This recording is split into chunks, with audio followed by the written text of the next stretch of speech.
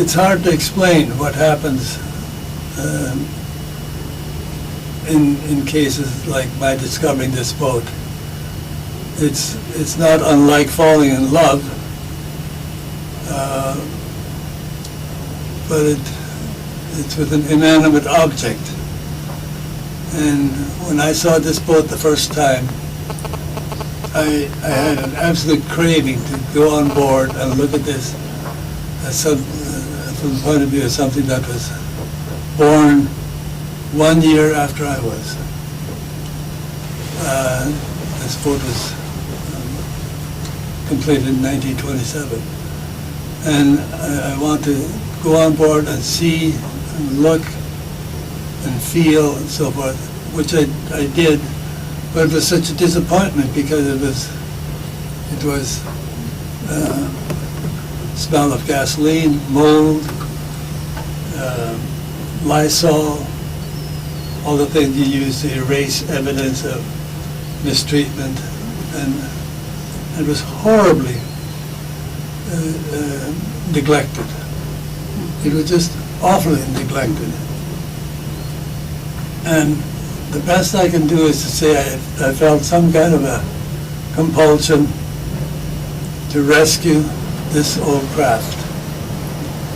But I've got to tell you honestly, I had no idea what was involved or how much money it would cost.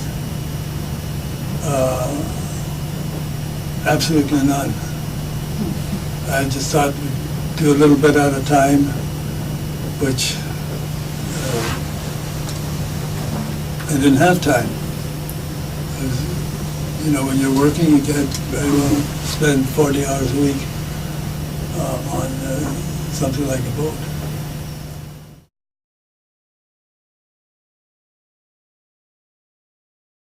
But when we bought this boat in 1967, it was called the Holiday 5. And there were, as a matter of fact, there were holidays 1, 2, and 3 around. I don't know what happened to 4, but I was number 5. They went on a holiday. On the lake. Oh, very good.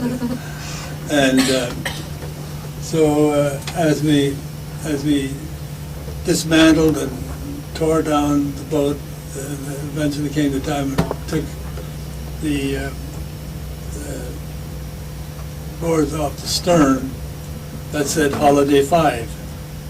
And I can remember as I took them off from the top, eventually here showed up, it looked like Greek, something, writing, so I took off more boards and finally here it was.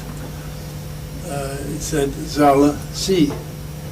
I had never heard of Zella C. I had no idea that this boat was ever named the Zella C, apparently, or where the name came from, or what it represented, or whatever. And didn't make an awful lot of it until Sharon and I, when it was a time when we either ran out of energy or ran out of money. I don't remember. But we had some spare time, so we went looking for evidence of what Zella C is. And we found some old Coast Guard books at the shop where we were having the work done on this boat, and looked up, and sure enough, here's the Zella C listed in the old Coast Guard books from 1928 or 9 or something like that. And it said the boat was built in 1927. That was owned by D.R. Kane, which the print was so small, I thought it meant Dr. Kane. D.R. Kane of Blaine, Washington. And so we did some work in the library, and eventually went up and talked to a lady by the name of Nellie Shady, and it just opened up like this, opened up a whole new channel of discovery.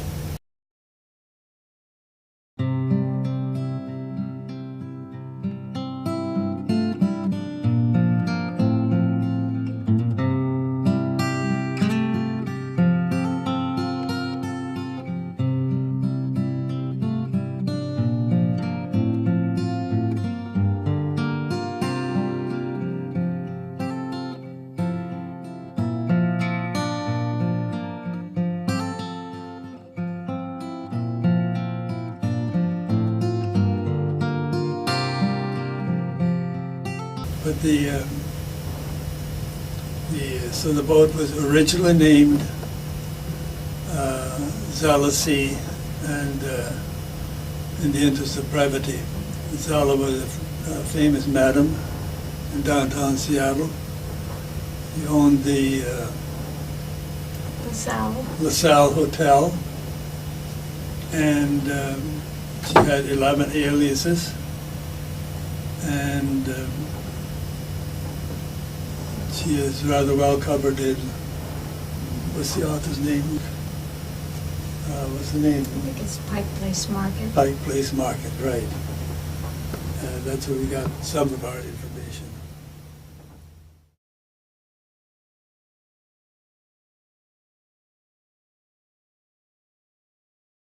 Oh.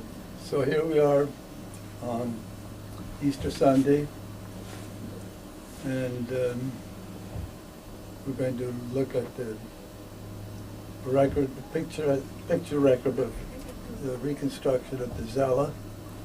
Zella C is a wood boat built in 1927, which I purchased in 1967. And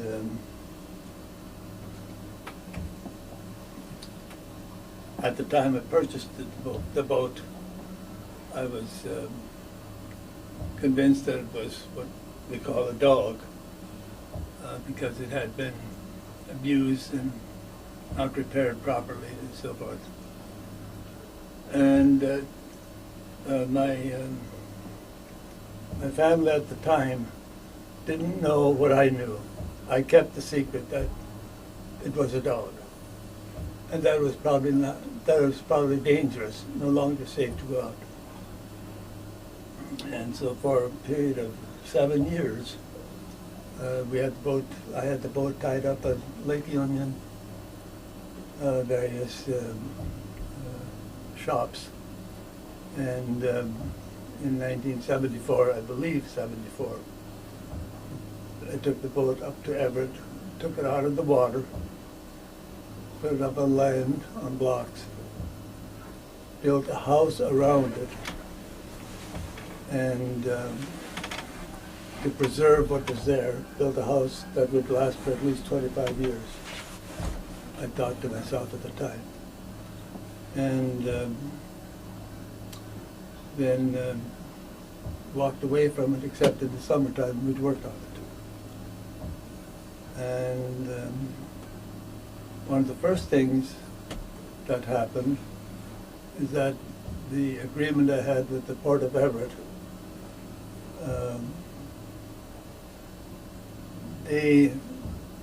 they wouldn't hold up their part of the agreement because they needed the land. And so I had to move the damn boathouse.